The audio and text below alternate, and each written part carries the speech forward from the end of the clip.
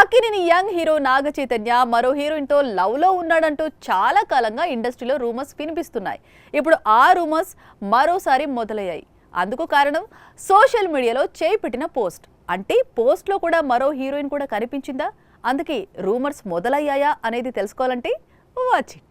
సమంతతో divorce తరువాత నాగ చైతన్య మరో heroine తో ప్రేమలో ఉన్నాడని చాలా కాలంగా పుకార్లు షికార్లు చేస్తున్నాయి.